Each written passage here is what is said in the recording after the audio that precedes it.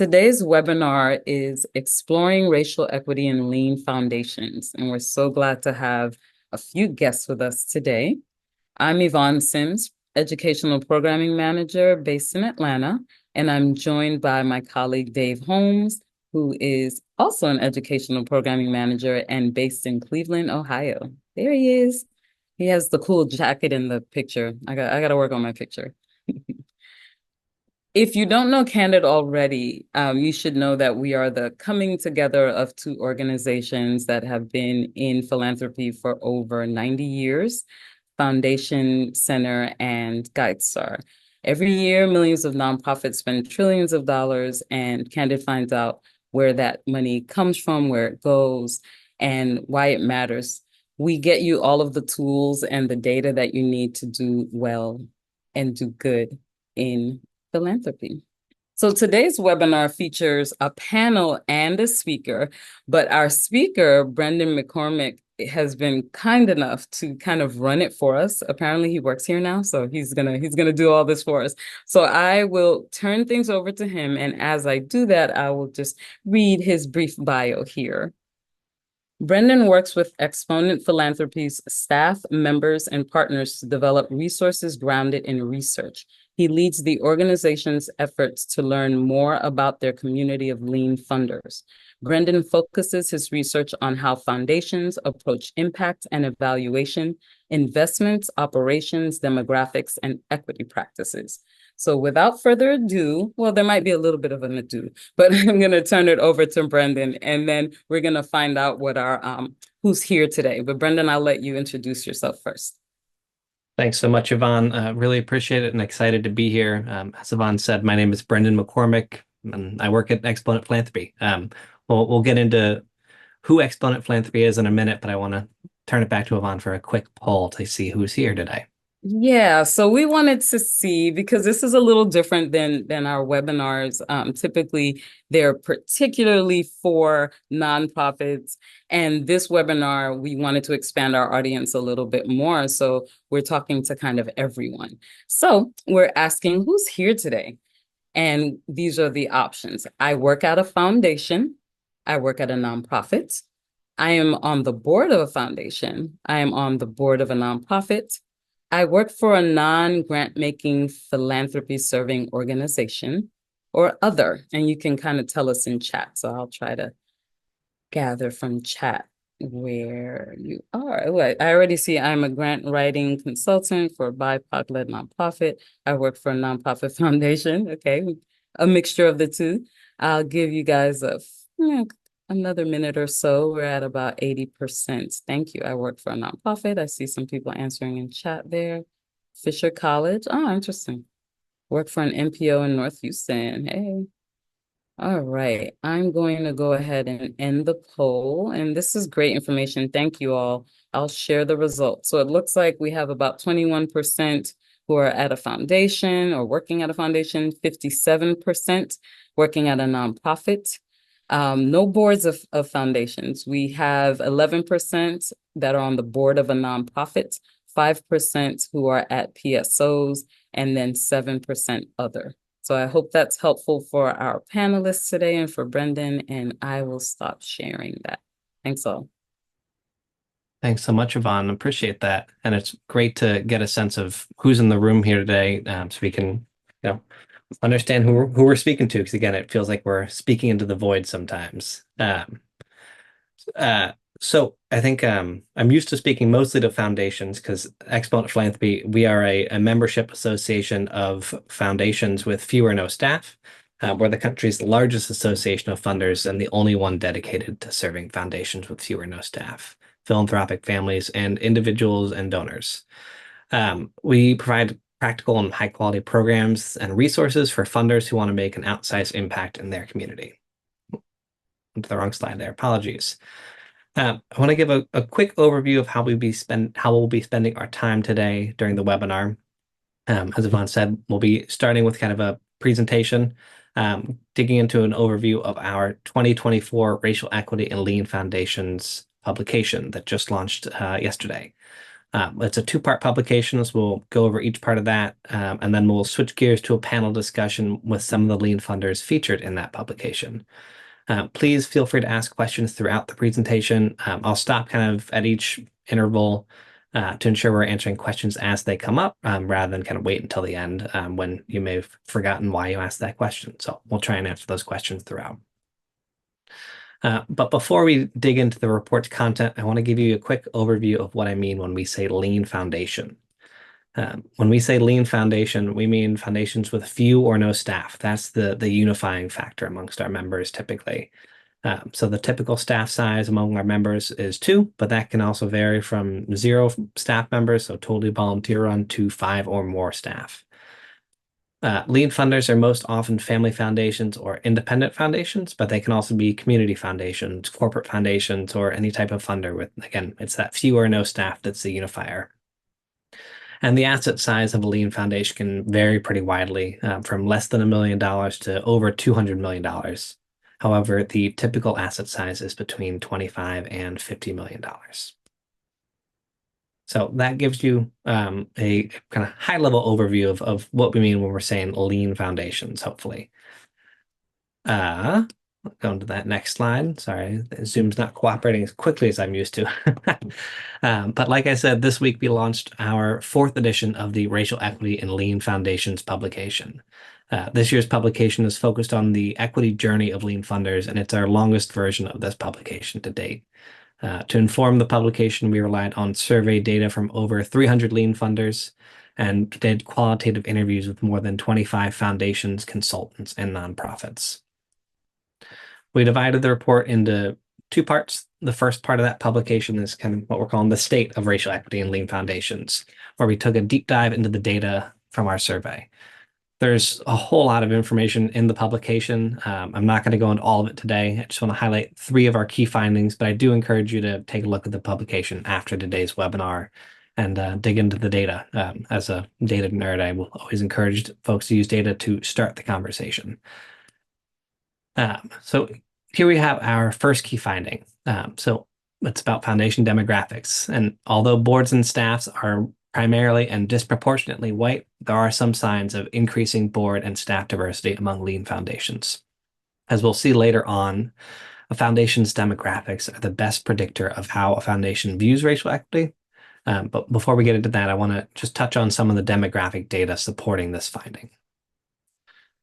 Here we have a graph that shows the demographics of the US population on the left compared with the demographics of all foundation board members in our survey data. So on the left, you can see that white individuals make up about 59% of the US population. But on the right side of the graph, you'll see that individuals who identify as white comprise 89% of all foundation board members. Where in contrast, BIPOC individuals make up about 41% of the US population, but only 11% of foundation board members. So there's quite a disparity there between the participation on foundation boards and the US population. Here we see the demographic makeup of individual foundation boards. So you can see that 68% of foundation boards are made up entirely of individuals who identify as white. In contrast, only 2% of foundation boards are all people of color. Looking at the demographic data of foundation boards over time, there are some signs of diversification, as I hinted at. So the percentage of all white boards has decreased from 74% in 2018 down to 68% in 2022.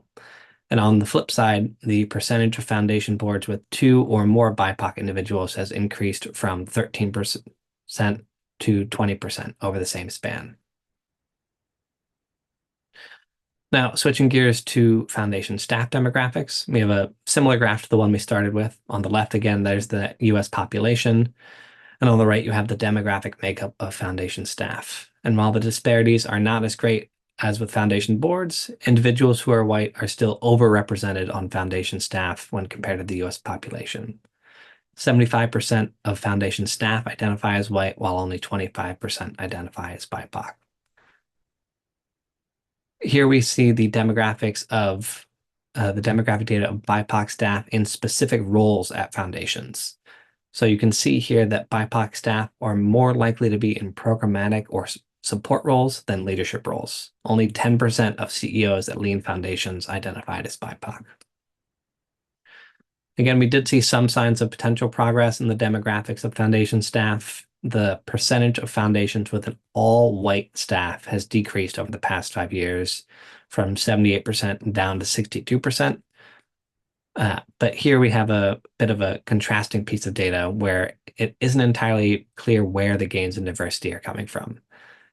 So the percentage of lean foundations with full-time staff who identified as BIPOC in each of kind of the three major staff roles, CEO, professional or grant-making staff, or administrative support staff, it hasn't statistically significantly changed in the past 5 years.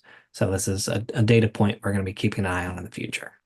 Brendan, really quickly, um, Mhm. people are asking, where is your data from? Sure. And just wanting you to emphasize whether it's also, well, someone said, is this demographic data for all foundations or lean foundations? So if you could just kind of repeat that. Yes, thank you. So this is demographic data from Lean Foundation. So it is from a survey of Exponent Philanthropy's members. Our membership is over 1,500 foundations across the country. We had over 300 survey responses. Again, there's a whole bunch in the report about the kind of the survey methodology and the details there. But typically it's about a 25% response rate from who responded to our survey. So I would say it is representative of leanly staffed funders in an Exponent Philanthropy's membership. There is a whole bunch of foundations across the country. The vast majority of them, I would say, are unstaffed foundations, which makes them very difficult to reach and survey. But I would say this is a good representation of kind of the foundations who are highly engaged but lean foundations, if that answers that question.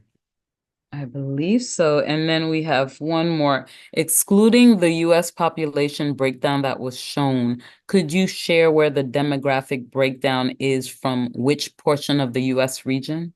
Mhm. So the survey respondents were pretty evenly spread across the country. I think we had a slight overrepresentation in the South, where I think we're at about maybe 29% of our responses come from the South, maybe 30.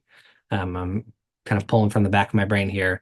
But again, it's roughly a quarter of respondents come from kind of each geographic census region of the Northeast, South, Midwest, and West.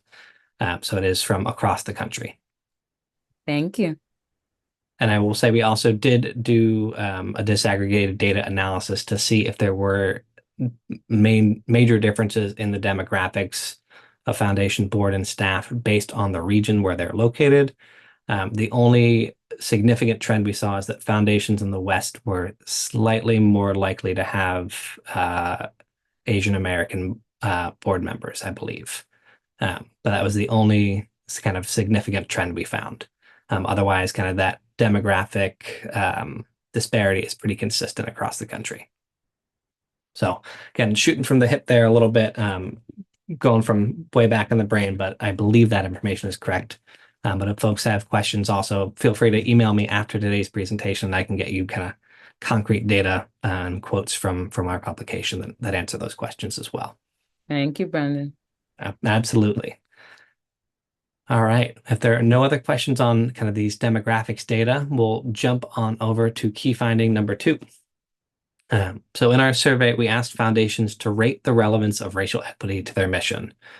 In our survey, we defined racial equity as the systematic, fair treatment of people of all races that results in equitable outcomes and equitable opportunities and outcomes for everyone. We asked respondents to rate the relevance of racial equity to their mission on a scale from 1 to 10. We then grouped the responses into 3 categories: not relevant, somewhat relevant, and very relevant.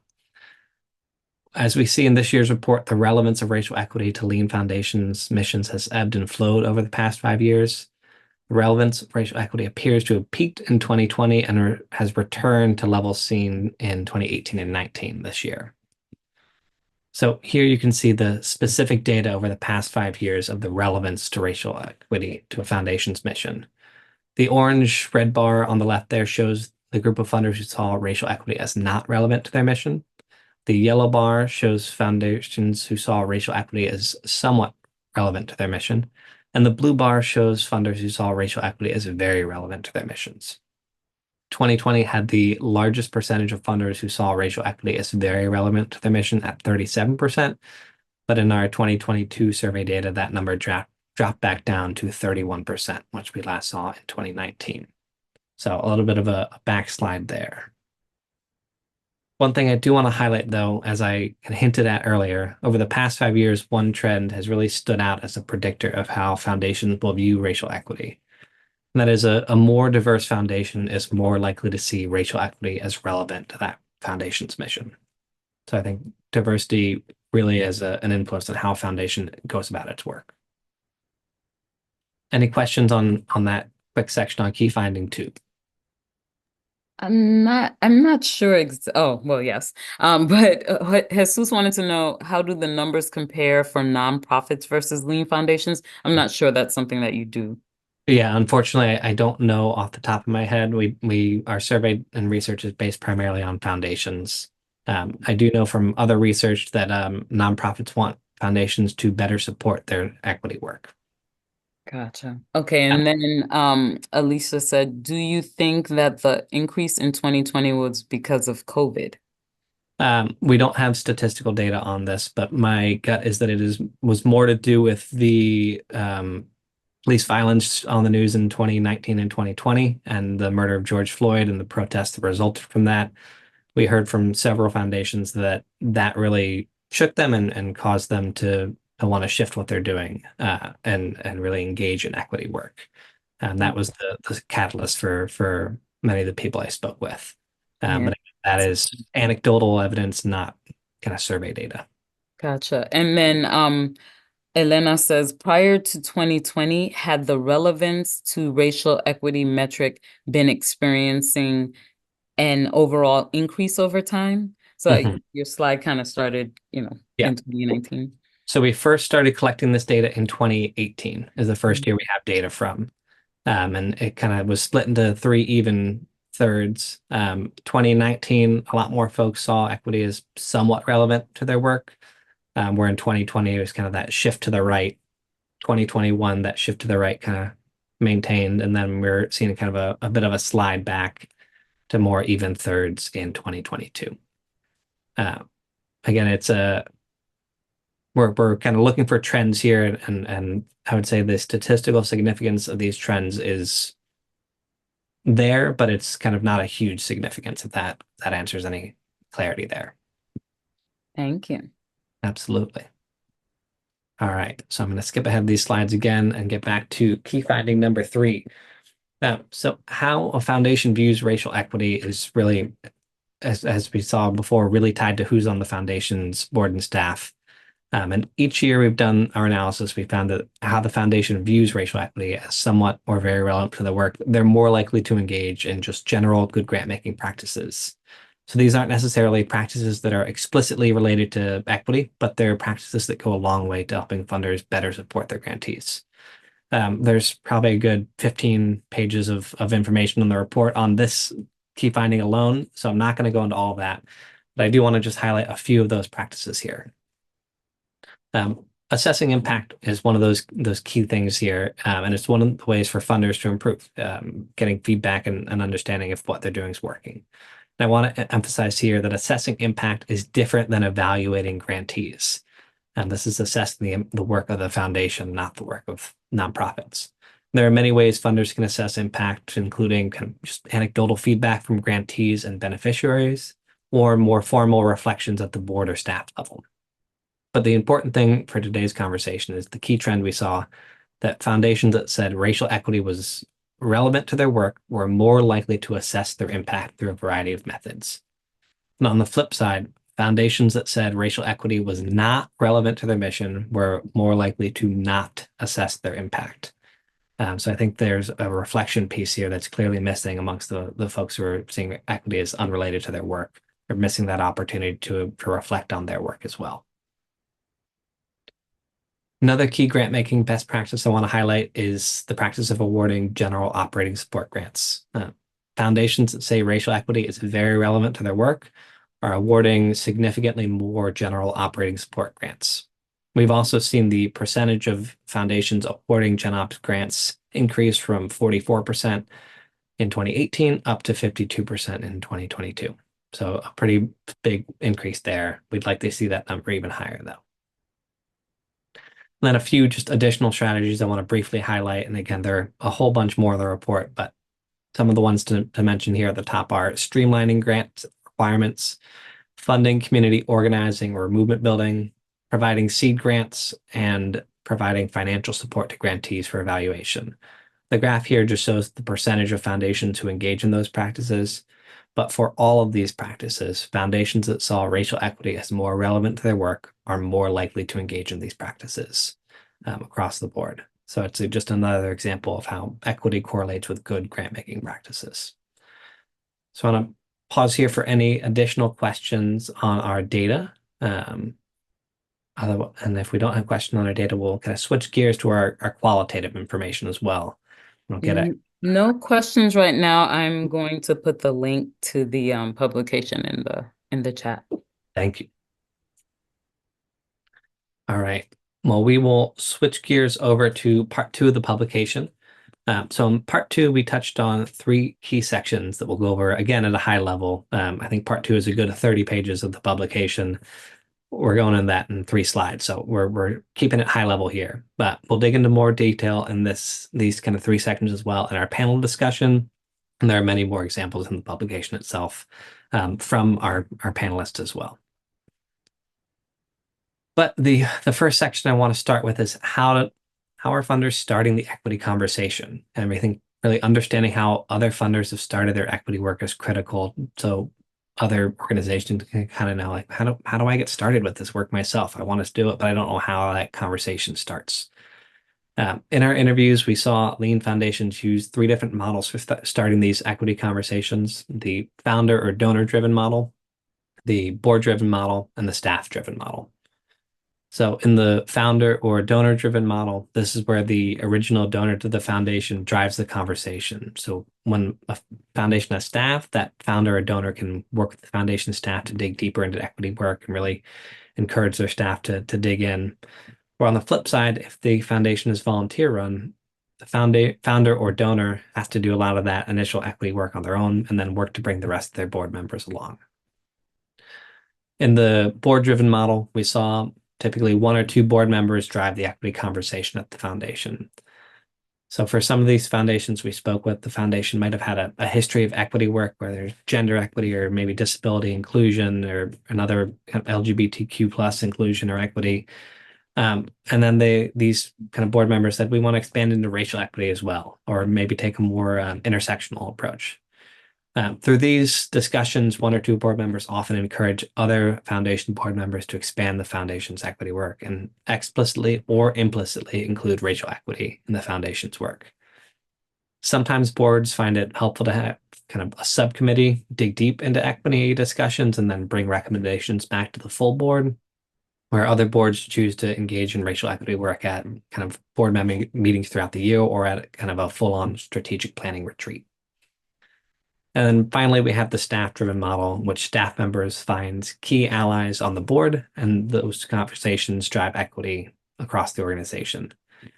The key we saw in the staff-driven approach is for staff to find allies and advocates for equity work on the board early on in the process. Too often, one of the stumbling blocks is that staff can get too far ahead of their boards and then get frustrated at the lack of progress. So if staff are going to be the ones driving the equity conversation, getting and maintaining that buy-in is key from board members.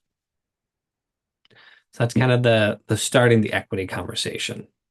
But that really brings up the next question of how do we engage the board in equity? Because as we discussed, engaging the board is key no matter who's starting that conversation. In our research, we really saw kind of 5 overall big bucket approaches to engaging the board. The first 2 are really kind of building trust and engaging the board in education. And these are really about changing the hearts and minds of existing board members. So building trust with the board and staff is really important for any foundation, but it's really important for racial equity work. Building trust is really all about having clear and consistent communication, building transparency, and really having a clear understanding across both board and staff about how the organization functions and where decisions are made. And then creating intentional opportunities for board education is also really essential for bringing board members along in equity work. The world of racial equity is really fast moving, and we hear a lot that donors can feel like it's constantly changing before they can get a hold of it. And board members don't always engage in equity work outside of their roles at a foundation. So creating opportunities for board members to learn from grantees, community members, and other subject matter experts about the importance of racial equity is really beneficial. Switching gears to kind of these next three approaches, adding community members to the board, moving away from a family-only board, and embracing term limits are about adding new voices to the board. One funder quoted in the report really highlighted this when they said, I'm going to quote them explicitly here when they said, after the murder of George Floyd, we realized the only way to change an organization is to change the people. That meant letting go of some board members and let them roll off if they weren't aligned with where we were going in our equity work, and bringing in community members aligned with where the foundation was headed. So I think that quote really highlights kind of the what we were talking about earlier, that 2020 moment in time of really capturing that change. But also that meaning some board members aren't going to bring you along on that equity journey, and you have to kind of move on from them sometimes. These three approaches here are some of the ways to just bring in new voices to the conversation, and that's really a key part of the equity journey for many foundations. It doesn't always mean kicking board members off, but I think bringing new voices on is a really important part of many funders' equity journey. And speaking of kind of the equity journey, that's the last section we really wanted to talk about here. This is the racial equity journey we observe funders take. And I want to emphasize here that this is the journey we observed. That doesn't mean it's perfect or the ideal route for every funder, and there very well may be better ways to get to a more equitable place. This is kind of what we saw in the equity world. Phase one, really thinking about equity. This is where funders begin exploring racial equity concepts, naming potential blind spots. This is where funders to engage in the initial discussions. They might start collecting demographic data, but not know what to do with it. They might start discussing equity at board meetings or staff meetings. Kind of phase two is really putting those policy changes into place. So this is where funders begin creating a structure to support their racial equity work. So funders might create formal policies around racial equity or explicitly include equity in their evaluation criteria for grants. Funders might also start adjusting their investment approaches to consider mission investing here. But phase two is really all about creating the policies and guardrails to support racial equity. Phase three is about building trust with communities, or kind of as one funder told me, kind of this part is shifting from an organization who's doing equitable things to an organization that is equitable. I think that's a real nuance there. But it's where funders kind of evolve from those formal policies and focusing on building those community connections. So this is where funders kind of get into the trust building, which can sometimes be messy, and it's not a linear process, and there are often road bumps. And funders often emphasize like you're gonna make mistakes, but you have to keep engaging in the trust building process and really engage in community. The key here is for funders to get out from behind their desks and really get into the community they seek to serve. Then the kind of fourth step we saw, or fourth phase, I should say, is really that sharing power, in which funders look to shift power and resources from the foundation to the community it serves. Here, funders really truly understand the power dynamics in philanthropy and are working to subvert those power imbalances. Funders in this phase start to implement practices such as maybe participatory grant making, and they're working to empower grantees to solve problems rather than seeing foundations as the sole agent of change. Again, there's a whole lot more behind what I've talked about here in the report, and we'll get into more of it in our conversation as well. But I hope this is a good initial overview of kind of the funders' equity journey. We'll dig more into it. And I want to emphasize here one thing as well that I think that's a line I came on after writing the report, but I think is important here is that equity is a direction, not a destination. That's why we said kind of phases here. These are phases you'll come in and out of. You may move back and forth within. There's not an end point to an equity journey. So I think that's really important to acknowledge here as well. So for the nonprofits here, I hope this gives you kind of an understanding of where foundations are in their equity work and how they're moving through those processes. I know you're probably frustrated that many foundations aren't engaging in as much equity as you'd like them to, but they are working on it, is what I would say overall. So I will say, any questions here? Um, Yeah, Brendan, you're saying you're using community, and I think I know what you mean, but someone wanted to know who is considered the community for foundations. yes, so I think that is different for every foundation, but it is the community that foundation is seeking to serve. So if it is a place-based foundation, it is the region or city where the foundation is focusing their grant making. If it is an issue area, it may be more regional, but it's the people affected by the issue the foundation is seeking to solve. So I know that's a little vague. It's hard when you're looking at 300 plus organizations to sum up one community answer from that. But I hope that gives a little bit of clarity. Yeah, I think that helps. Anne says, we are an international foundation. What recommendation do you have for building a better board? That sounds like that might be something I need to answer on the low. Yeah, I think without knowing your specific situation, I can only kind of give general advice, but I would say selecting people who really understand your issue to join your board, doing what you can to really bring people on in cohorts rather than bringing board members on one at a time. Really emphasizing the board orientation process to get folks up to speed. Otherwise, by the time people feel like they know what's going on, they're rolling off the board typically. And then again, making sure you spend time both engaging in the work of the foundation and the work you're doing, but also in kind of engaging the work of getting to know each other as people. I think too often we see boards as a single entity, and boards are really made up of a group of people.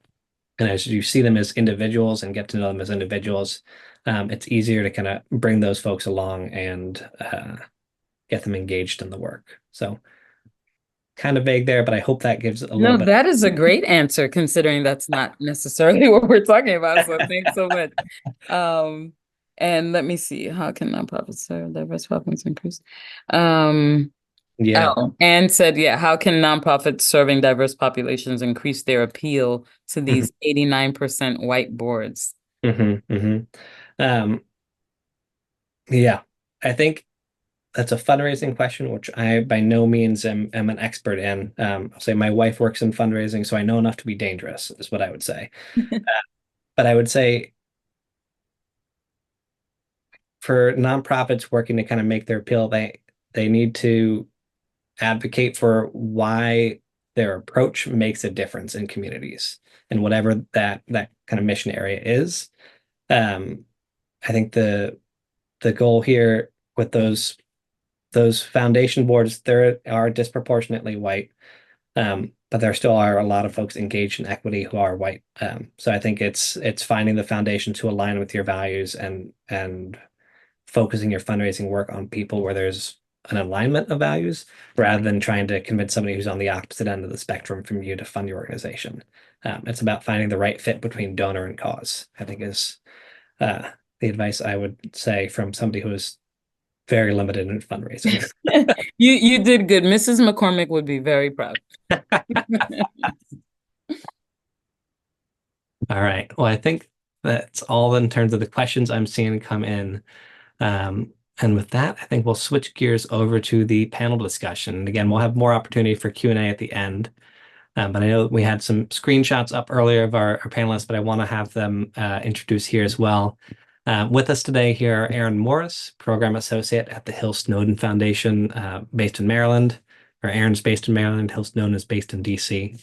Jorge Blandon, Senior Director at Aero Impact, based in California. And then we have Christy Petrie and Elise Montez, co-executive directors of the AJL Foundation.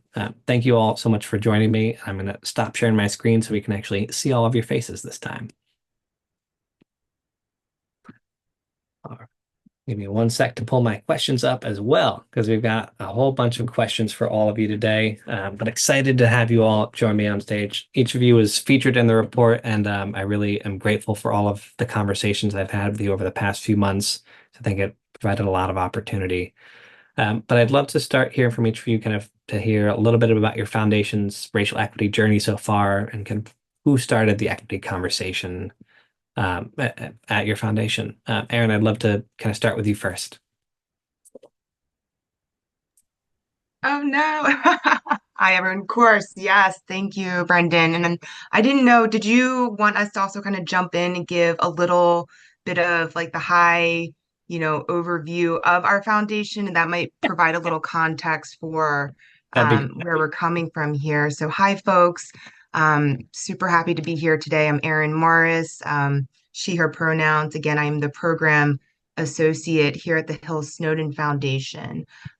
So, the Hillston Foundation is a national social justice funder. We support grassroots community organizing with program areas dedicated to youth organizing, economic justice, region-specific program with our Fund for DC, and then specifically our Making Black Lives Matter program focused on supporting Black-led organizing groups in our Black movement infrastructure strategy that specifically was a response to the 2020 racial uprisings and the need to support Black movement grant making. So I know that kind of came up in one of the questions that was reflected in the data and the report. So while we have always funded Black-led organizing, we were part of that. Let's do more and increase more. So just an example of a funder who was already committed to the work, doubling down on that.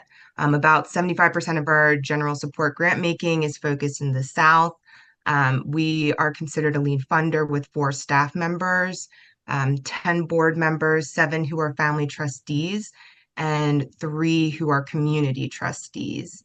We have a estimated yearly grant payout of about 3 million. Our general support grants range from about 35 to 50 thousand dollars, and we give above the recommended 5%. So just to give you a little context of the kind of funder that the Hill Snowden Foundation is. So Brendan, I believe you wanted me to just jump right in on Hill Snowden's racial equity journey. So we are an example of the staff-driven model that was, I guess, part of that tier, the 3 different examples. And I've been really fortunate to be part of that. The foundation, we were established in 1959. We've been around now for over a little over 75 years, and it was a family foundation, and it started out with, your typical writing checks at the kitchen table. Folks did that until about 1994 when they began partnering with the Tides Foundation, who managed the foundation's assets as a donor advised fund for about 5 to 6 years. And then you get to 2004, and that was when they hired Nat Chioke Williams as executive director. Nat is still the executive director. I was totaling it up today. There's about 60 years of overall staff experience from the 4 staff members who were part of the original group of staff who helped form the foundation. And at this time, this is where you see Hill Snowden really emerge with a defined vision and focus as a social justice funder, and where you also really see an intentional shift in how this work was going to be done. So something very unique about our racial equity journey was that it began at the beginning when they formalized the foundation with a board and staff. It was very critical in finding an executive director who had an alignment with the vision and the kind of foundation that the board, the family members were really interested. So from the get-go, Nat's vision for the kind of foundation that HSF could be was very much already in place. So having the ability to let staff build from the ground up the policies and procedures that are in place today and that are centered around our message of how can we best support our organizations, and how can we be in service to them and not the other way around. That racial equity journey was always there. And so we've been on a really incredible trajectory ever since then, over the past 30 years, that really started from staff bringing questions and inquiring, why do we do this work the way we do? What can we change? That started from the get-go with immersing the family members, the board, in on-site visits, meeting. This is not as novel now, but actually meeting with the organizations that they were supporting and really understanding, like, why do we need to change the way we do our work? Like, why should we do general support giving? Why should we not require reports on grants? Can we streamline the proposal process?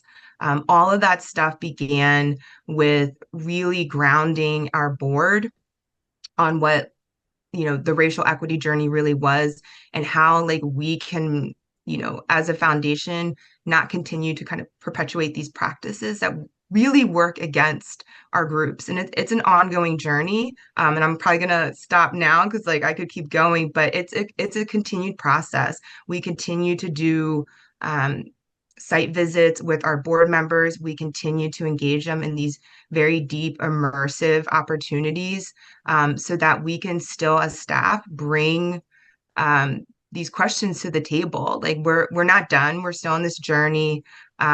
We continue to look internally and externally at what we can shift and evolve, doing away with the docket, giving staff grant approval process so that our board, they are not responsible for approving grants. Their role has shifted.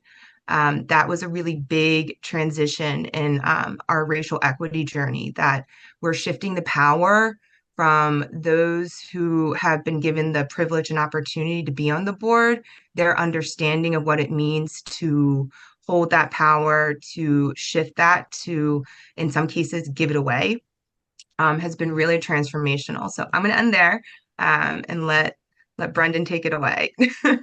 Thanks, Aaron. And I just want to say, I think Hill Snowden, you guys are a great example of kind of the equity as a direction, not a destination.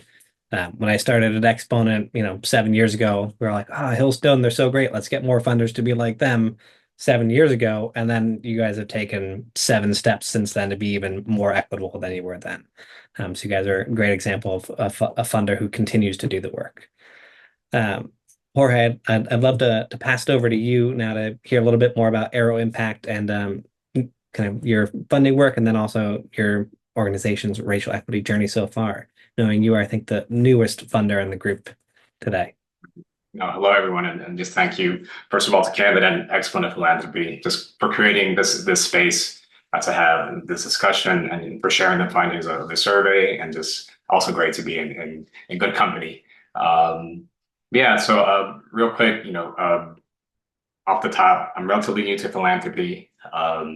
Prior to joining Arrow Impact, I was helping to lead a social enterprise for 13 years. So I've been on the other side, on the fundraising side, so kind of bring that perspective to the work, especially an initiative that was geared towards trying to promote racial equity throughout the U.S. So I bring that equity lens to the work here at Arrow Impact.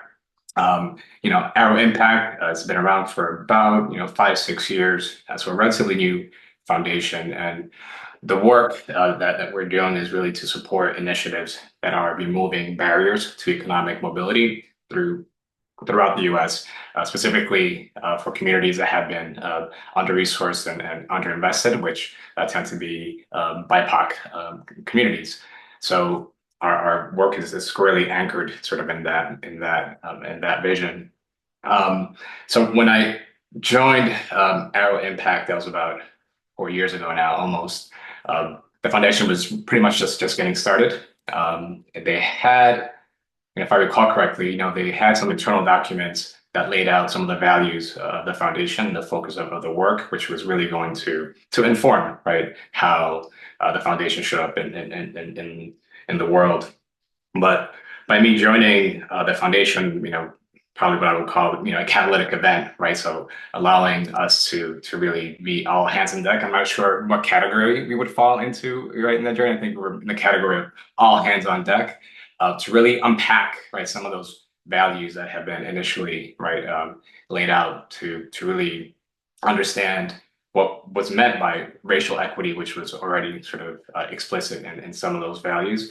And so that meant really having conversations and difficult ones to really not assume what board members or the executive director like meant by racial equity. So it really meant about unpacking those definitions. It really meant having long conversations about power dynamics, race, and also just how they manifest themselves broadly in our society, but how they were going to be manifested in our impact, and sort of being mindful as at the time the only like a brown person in the room, sort of engaging in those conversations, making sure that we were creating a space for all of us to be vulnerable, acknowledging pieces that we acknowledge that we may have blind spots. So I think that was an important piece of sort of the beginning of our journey, and just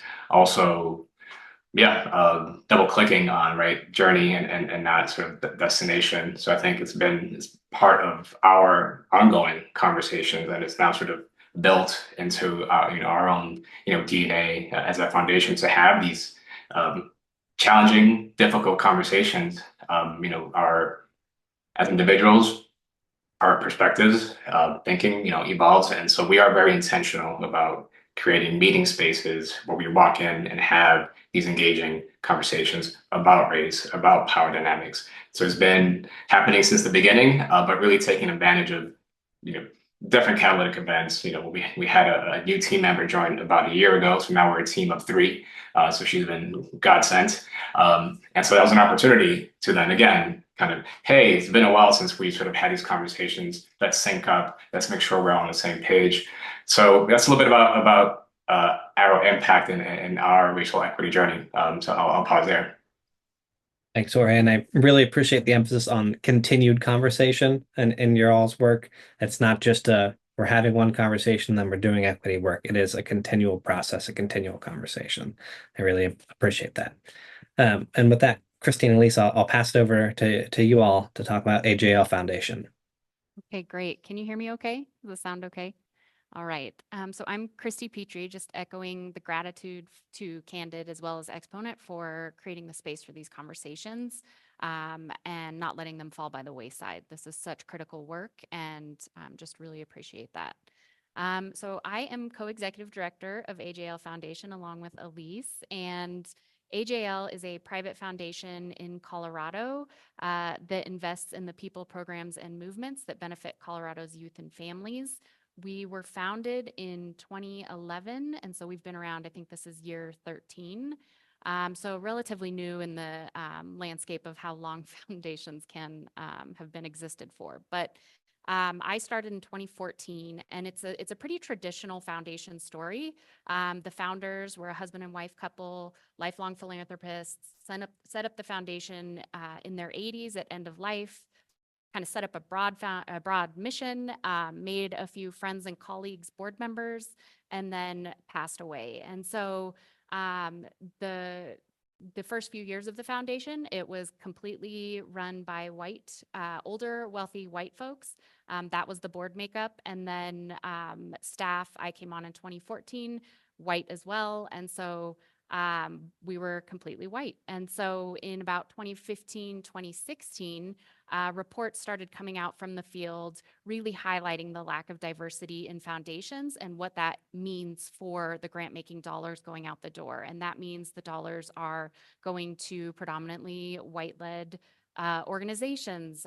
The dollars are not making it to organizations led by folks of color who are also serving communities of color. And as we are reading those reports as an all-white foundation, it's pretty hard to not look around and understand that we were exactly that, and that is exactly what we were perpetuating. And so in about 2015, 2016, we understood, oh, sorry, it sounds like it's hard to hear me. So in about 2015 or 2016, just said to the board, we cannot continue perpetuating these things. We need to figure out how to do this differently. And I had a board that agreed, they understood, They had been part of the grant making evaluation conversations, and we all understood we shouldn't be the ones making the decisions on where these dollars go with such little proximity to the communities we serve and such little lived experience. And so what that trajectory kind of sent us down was me being the only staff member at the time, had to do a lot of my own internal work. I grew up in a 99% white world. I had a lot of learning to do around equity and racial equity and social justice. So I joined organizations like Colorado Funders for Inclusiveness and Equity, Race Talk University, Facing Racism, and went through all of these programs to try to understand, do my own internal work, knowing that we can't do this work externally if you're not also doing it internally. And then with the board, bringing back all of those learnings to the board, meeting with board members one-on-one to kind of meet folks where they're at, and always relying on the data from the field, because the data exists to show how harmful this lack of diversity is, and that the business case is there, the moral case is there, the ethical case, and all that data is, you can fall back on that. And so as over the next couple of years, recognizing we shouldn't be making those decisions. And so we hired a community investments manager and then went out and listened to, first and foremost, families and youth. Those are the communities we're serving. So listening to families and youth, community organizers, and then nonprofits, and asking them what is the most effective and equitable way to distribute these dollars. And what came back was participatory grant making. And so in 2020, we implemented a participatory grant making process in which we bring members of all the communities we're serving to make those grant decisions of where the dollars go to support the communities. And so I'm trying to think kind of what else. Elise, do you want, is this a good time to hand it over to you to talk more kind of present day around the journey? Elise, we shifted to a co-leadership model 2 years ago. And so Elise and I have been in this role as co-leads for 2 years, which also has been part of this journey as well, in shifting and sharing decision-making, leadership, collective expertise, all of those things. And so Elise. Yeah, can everyone hear me okay? Yeah, okay. So I think more current and from the 2 years on, and I can't say how important it was to come into a space where I'm working with a white woman who I know does the work, and that I can sort of be open, and we're raw and we're real together. And I think that's a really critical piece. But looking at our work just kind of across the board, where are we still functioning somewhat transactionally, and how can we bring relationship into that space? And so that shows up even now.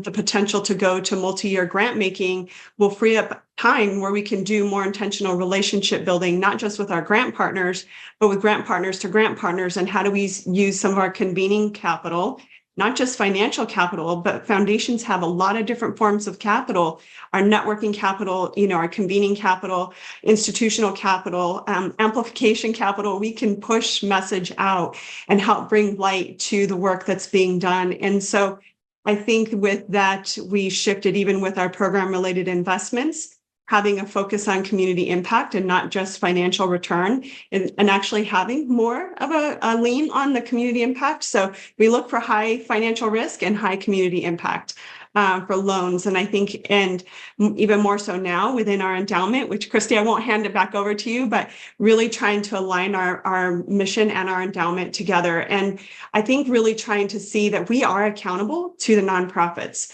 We can't in our endowment be harming them and what they work toward, making money to do it, to then trickle out 5% of our grants to them to fix the problem. Like, we have to fix the root causes as well. And so that's another area that we're leaning into. I'll stop there just in lieu of time and trying to get to everything in questions later. There's so much more though. Thank you both. Just love the approach AJL is taking with the co-leadership model. I think it's a model I'm seeing more and more come up with folks seeing the true power of that co-leadership approach. But love the example you two set. Switching gears, kind of as we discussed earlier, really engaging the board is really so important to equity work. I'd love to hear kind of how each of you is engaged with your boards and kind of equity conversation. And we touched on it a little bit, but would love to kind of just dig in a little bit more to those board conversations. Jorge, I want to start with you, just knowing I already emphasized the conversation piece with you, but would love to hear more about how you've engaged your executive director and your board in those conversations consistently around equity. Yeah, I'm not sure how you, again, I'm sort of new to philanthropy, but not sure how unique or commonplace this is, but we meet with our board and just have a team meeting several times a month. So it's, and the meetings are not brief. They run for a few hours, 3 to 4 hours, and it's a significant investment of time. And we're not just using the time to talk about, grant making opportunities, but really using almost like every grant making opportunity as a chance to learn, and also being intentional to carve out time to talk about challenging, topics that will then help us, evolve our thinking, help us be smarter in different areas where we know we don't have any expertise. So we'll carve out time to have conversations, yes, around the role of philanthropy in addressing like racial inequities. We've had conversations around like, well, what do we mean by systems change, right? And that's not a 30-minute conversation, right? And so carving out the time to sort of unpack, dense subjects and just dedicating that time has been critical. We've had conversations about the role of proximity. Is like what do we mean by that, and how does it translate into impact? So again, at every turn, having those conversations, and also making sure that when we're having those conversations in a vacuum, that it's not just a few of us in a room, but also questioning, like, who do we need in the room? Whose perspective will we benefit from? Whose perspective are we missing? And making sure that those voices are also brought into the room, because it's only going to make us better as a team, and hopefully more effective in the deployment of our limited resources. So it's really the intentionality is what I want to elevate. And while frequency, I think sometimes scares some people, because again, it's a significant investment of time, but I think it's a benefit not only to me, but to the board, right? Because we're all bringing, right, each other along. Yeah, I think that's great, Jorge. And I think when we look at our kind of other data at Exponent Philanthropy, the amount of time board spends are usually, less than 20 hours a year, where I feel like you guys are doing like 20 hours a month at a board meetings kind of thing. So you guys are really exceptional in the amount of conversation and communication to make sure you guys are all on the same page and working in the same direction. So I think it's really admirable. I want to switch over to Christine, Elise, and hear from you all about kind of just, again, you guys are really pushing your board in pretty advanced directions with your organization. How are those conversations with the board now, and kind of your current state as an organization that's really living into equity? Elise, feel free to hop in. I was just going to add, so we expanded the board as part of the racial equity journey, recognizing that we needed many more diverse voices across race, but also age, gender, sexual orientation, geographic location, economic background. So we expanded the board. It's now, when I came on, we had 5 seats. It's now 11 seats. There are 2 original founding family seats that are reserved for the founding family, and then the remaining 9 seats are all members of the community. Our board is predominantly folks of color at this point, and so the conversations are very different now than they were when it started. And then I also want to point out that all of the racial equity journey, that's the board level. Also at the staff level, we are predominantly women of color led, and then also our consultants are everyone we work with. Our grant making committee, racial equity is the centering. We center that across every level of the foundation, as well as all of our processes. And Elise touched on in investing. So with participatory grant making, we also are looking at how do we do participatory investing as well, and in our endowment, who are we investing in, and whose work are we supporting? And so it's across the full foundation. But thanks for that time. Let me come back to your question around what do those conversations look like with our board members currently. So now the conversations are very different. I think, in my opinion, They're built into essentially everything we talk about at the board level. We are doing a lot more relationship building across our board and building those relationships with each other. At our most recent in-person board meeting, really sharing everyone's personal stories through kind of artistic representation and getting to know each other's stories and what everyone brings to the foundation, and then what does each board member feel they can contribute, that they're contributing and willing to contribute to AJL's work. And so really building those relationships. And then as we share out, when we look at our strategic plan and then we share out the programmatic work, we talk about racial equity at every turn. That is centered in all of the program areas. Elise, is there anything you want to? A couple of things I'll add and just be quick here. One, especially with the board dynamic and makeup, I think a lot of times boards can represent power and like traditional stakeholders. And we really were looking for, you don't have to have someone that's experiencing poverty to be able to represent poverty. Having lived experience of poverty is critical. And so I think we looked at that as well, the socioeconomic lived status, when we were trying to bring new and recruit new board members onto our board, and really tapping into that as a source of an expertise in the board and the board decision making. But I think really importantly too, making a board more diverse. You can't forget to bring the white board members along. And I think especially your white male board members can be some of your strongest allies. And I think in particular with this last group of recruits that we have and our new board members, we've been really, I would say excited is maybe a too limited of a word, but in folks that are in the financial investment world, oftentimes are furthest removed from community impact and sort of the social and racial justice. And we have board members that are willing to learn. And I think as a testament to that, one board member, when we met with them one-on-one last week, was saying he's sharing the need for community impact with his other community or his other financial investment peers. And it's like, he's light years ahead of them already.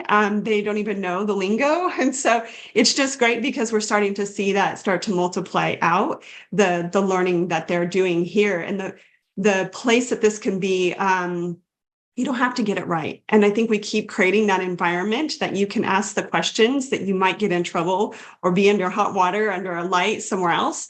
But I think there's a lot of that just like nurturing and growing together at the board level. Yeah, I think that's fantastic. Yeah, bringing the board together on seeing them as individuals, but also bringing everyone together in the same direction. It's that both and approach I think is so fantastic. Aaron, I'd love to hear from you about Hill Snowden's board and kind of how you all have evolved with such a long history. There must have been kind of also a long evolution in board conversations as well, just as the process has evolved. Yeah, so as I kind of touched on, the four staff members, myself, our executive director, our director of grant making, and our director of finance and administration, we have all been together for a very long time. And that has also meant that we have been with our board members for a very long time. Again, this is a family foundation. It's made up of several generations of the Hill Snowden family. And we've been incredibly fortunate that in having such an engaged, progressive board, that we've also been able to build this very deep relationship, not just amongst staff with each other, but also with our board. So having this level of trust, and sort of autonomy as staff to be able to continuously, not just like here and there, but continuously come to the board with questions and things that we have been internally discussing as staff. Again, as sort of a staff-driven model, a lot of the work that happens, a lot of the shifts that happen and change will a lot of times start from just a question, like a very singular question. A lot of times it may come from feedback that we're hearing from our grassroots partners, the organizations that we support, and we do a lot of check-ins with them, and also our own funder partners. But I think a good example of this is like we had a grassroots partner ask, you all are doing a lot of things and you're getting it right, but when are you finally going to incorporate multi-year grant making? Like, why have you not done this yet? Like, what is going on here? And just that singular question really prompted this whole snowball of us asking ourselves, like, why not? And like, what is behind that? And what is sort of the reasoning and like things that we tell ourselves as funders and the board might have and staff might have? And like, how can we have this sort of continuous conversation of we're constantly going back and being willing to evolve our practices and accept that, we may think that we're getting it right, it's we've done, X, Y, and Z, but that we're constantly, again, like on this journey to really shifting and not just sitting back and saying, like, okay, that's it, but really always returning to there's more we can be doing, there's less we can be making our partners do. Why is that? Like, why are we continuing to perpetuate these systems? Why are we continuing to not, come back to ourselves and continue this conversation? So I think it's always doing those check-ins. I think everyone's reiterated constantly making space to have those conversations and not skip over how important it is. I think I mentioned that our board has shifted from being a grant making board to being a learning board. That was the process of hundreds of little conversations. And if we didn't make space for that, and if we didn't explore what's behind that and kind of what the role of philanthropy is and what the role of a board is, and how a lot of that is continuously grounded in having these racial equity conversations, like I don't think we would be where we are today. And I think that's like something that it's really easy to get lost, like in terms of making the time and not rushing through it, right? Like I love that Jorge said, like there's that hours have been spent with this, right? That you have to make the space for it. And if you're not making the space, question why you think that that's not necessary. Like that's the whole point. But I think just our own willingness for staff and our board to be willing to say, like, we haven't gotten it completely right yet. We have to keep going. There's a need for this, bringing on community trustees, opening up an all-white family board and sharing power, recognizing like that we also contribute to the problem, and can act as an ally and a leader, and an example to encourage others to also do the same. So I think that's just a continuous piece of that work with our board. And I'm incredibly grateful that they are always willing to listen to our questions. I love that comment you made earlier about just hundreds of little conversations is what it takes to move a board along. So I think we sometimes just think, it's one Aaron Sorkin speech to convince somebody. And it's no, it's hundreds of little conversations to move someone along. And that's one person, and it's a board as a group of individuals too. So I think Aaron, you summed it up well, just the importance of those continued conversations. So thank you for that. And I appreciate you all sharing just in such depth, kind of the process of working through your board, because I think that is sometimes just a black box organization, not understanding how those boards function. So hearing about that is greatly appreciated. I think the last question I want to kind of ask each of you is kind of just what's next in your equity journey? Kind of what are you excited about, or what challenges are you anticipating in equity work moving forward? So kind of open-ended question, answer all of those or just some of those, whatever you'd like. But Elise and Christy, maybe let's start with you guys this time. I got pointed at. Well, I want to make sure, Christy, I want to leave time that you talk about, if we can, around the shareholder engagement. work, which I think is really powerful. I definitely think in the equity work press is just continuing to listen to the nonprofits that we work with, the community leaders, the community itself, and how we actually amplify that back into the world of philanthropy. And so we are on, different networks of philanthropic organizations, many of whom say they don't have the time or the resource to be on the ground listening to community. And so I feel very obligated to pass that information back to them and really helping to look for funding that our nonprofits are trying to do by themselves when we're already networked behind the scenes, shopping it around to people, to other foundations that we know align with what the ask is. Makes sense to kind of lift some of that burden off of our grant partners. And I think really kind of moving more towards the collective of what do our grant partners need. We just hosted a grant partner convening a few weeks ago, and they said, we need help with bookkeeping, HR, marketing, and comms. And so why give, all of them are trying to do that separately. Why not bring in some tools and resource? Maybe there's a bookkeeping co-op that we can set up where they can get lower cost bookkeeping supports. Like, how do we start to do some systems change upstream solution finding together and stop, funding the one-offs here and there, but like do the bigger conglomerate work and then leveraging philanthropy to do that. I have so many other thoughts and exciting things, but Christy, I want to make sure you have time to talk about the shareholder engagement work. No, I have a long list in my head as well. And Elise is doing some incredible work internally, inspired by the Black Equity Collective. So for our racial equity journey internally, really centering love as an organization internally, and that kind of love and belonging and getting to that space feels like a next step in our racial equity journey, and making just ensuring that AJL and anyone who collaborates or touches AJL feels loved and appreciated and seen and valued and respected. And so just continuing to get better at that and create those spaces, both internally for us and externally for our partners.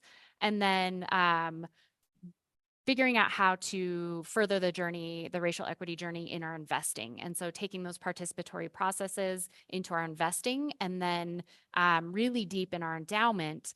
Elise mentioned shareholder engagement. And so we're currently working to engage with companies in Colorado around their environmental justice and racial justice work, and engaging the private sector in that to improve their work in Colorado for their communities. And so that's very pilot for us, and I think also the field as far as foundations. And so super excited about the opportunity for impact in that, and engaging the private sector around racial justice and environmental justice. So those, again, we have a long list. If anyone wants that long list, feel free to email us things. I think you'll be hearing from me at the very least about that long list. Erin, what about you all at Hill Snowden? What's next? Yeah, well, I'm running through the list in my head too. The full hopes and dreams list, and kind of what's like most in our minds. I mean, I think right now, you know, again, in this continuation of why do we do the work we do? Who are we trying to help? How are we having an impact in like either impeding or helping? We are looking at kind of the question around a regional focus, being place-based, what it means for, really taking a look at what we've been funding for so long. How can we kind of reimagine what that might look like, the continuation of the role of the board, and how that might evolve and how that might shift, and how that ties into the future of the foundation, right? I know it's a big question for a lot of very progressive minded foundations, talking about perpetuity, talking about what is our end game here. And I feel like a lot of that ties into, strategy and, again, coming back to that whole thing of shifting power and sharing power, but giving away power. and what that means. You know, harking back to, the investment piece again. Investments are power, money is power, and we have the ability as funders to shift that power into other buckets. So also like super inspired by like their journey, and just like, we're taking a look at impact investments, also doing shareholder advocacy, the continuation of what it means to bring on more community members, as our you know family board members shift in kind of their trajectory and their time at the foundation. While it's a lifelong commitment, it's not obligated. It's a privilege, and recognizing, we might be seeing a majority shift to having community trustees who are really driving the work and direction of the foundation. Um, I'll end there. I'll also put in lifelong dream, career-wise, to institute a participatory grant making process at the foundation. So I'm hopeful that that is very much on the horizon soon. There's a bajillion ways to do it. And I'm just excited to be kind of in the space to get that going. Fantastic. Jorge, I'll leave you with the last word before we switch to Q&A. Yeah, sure. Thank you. Yeah, I think in preparing for this session, I was reminded, and that's what Brendan did. I was going to say this, but of the work that we did with Exponent Philanthropy and with the a grantee perception survey. And so, talk about kind of making sure we're creating a space to also hear from our partners.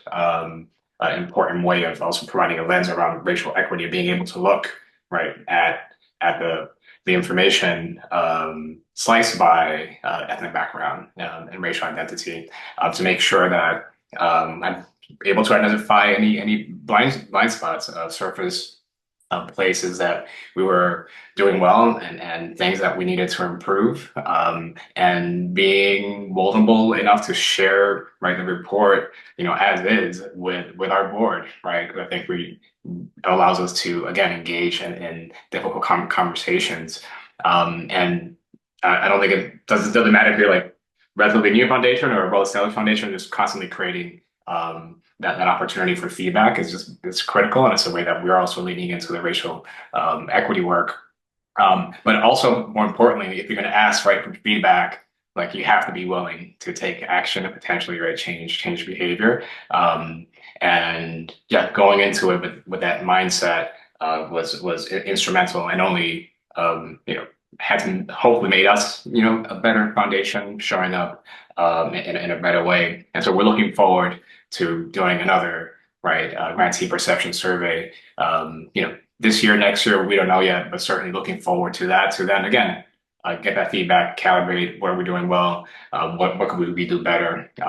Is sort of what I'm looking forward to. Yeah, that's fantastic.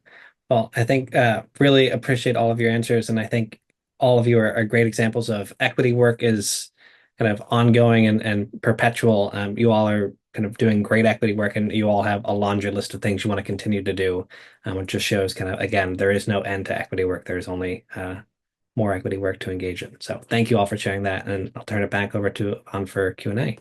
Yes, thank you. And you are sharing this work. So if you have, I've seen a couple of questions around links.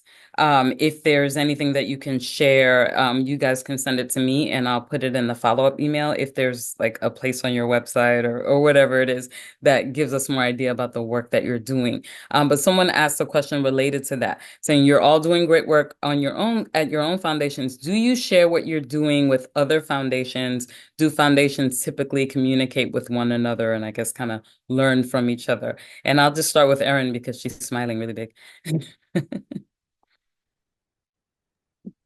Oh man. So that's a really great question. And honestly, I think it varies from, there's so many different sectors of philanthropy, and some of them are very niche, some of them are broader. So I don't want to speak as a whole for all of philanthropy, I would say the sort of social justice funding space that Hill Snowden is in is that we try to have as much sort of open communication as possible with our funder partners, and share what we're doing, and also share. I think it sometimes can be very siloed and feel very cliquey, but ultimately, like, really do try to um, create spaces where funders can come together and communicate and unify around the work that they're doing, and then try to broadly share that at large, specifically around, I would say, like, um, specific issues. What's coming to mind for me is something that our executive director did. It's called Freedom Funders, and it's a push to gather funders together um, around supporting Black movement, and the sort of the surge and decrease in funding that Black-led organizing groups received after 2020, and that we're hitting this cliff and we're dropping off. And what can we do to bring funders together to talk about this and have this conversation and address um, how can we fix this? How can we address this issue that we all are talking about? So I think that's an example where kind of behind the scenes this happens, and it can be shared more broadly, but I think it does vary from kind of sector to sector, depending on what the funding focus is. A lot of times I think, going to conferences, having opportunities like this is a really great way to try and connect with funders who are already having the conversation, and being able to join in that way.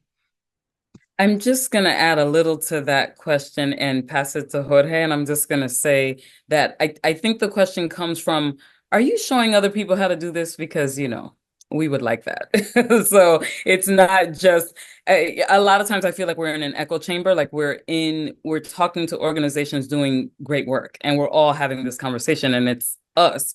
But we know that it's not happening sector wide. So are we pushing other organizations, and do we meet resistance, and do we care, or what's going on there? Jorge, I'll let you address that.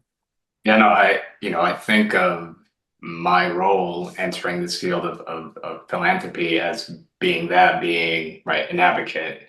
And I see some of the themes coming up in the Q&A around, like, what can we in nonprofit community do to, like, change philanthropy? And first of all, it's like, social entrepreneurs are already doing enough, are doing a lot, right? Then throw on top this, mandate to change, right? Philanthropy, that's a lot to ask of any social entrepreneur.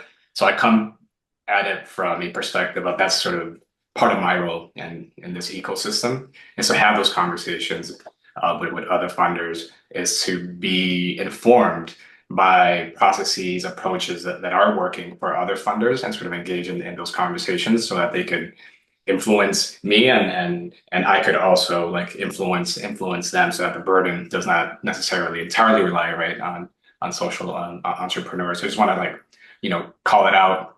And yeah, it's like I try to be intentional about carving out spaces to every quarter. Like, I'm meeting with other colleagues that are at other foundations that maybe focus in other areas, but there's an overlap around caring about communities of color, communities that have been under-resourced and underinvested, and sharing, like, what are you learning, what are you seeing, what are some innovative approaches, what are some of the challenges, how are you scenario planning, like, how are we thinking about it? So there's a lot of that's happening, and I see those opportunities as an opportunity to, again, shift behavior, evolve, our collective, mindsets for, that ultimate collective goal of social and racial equity.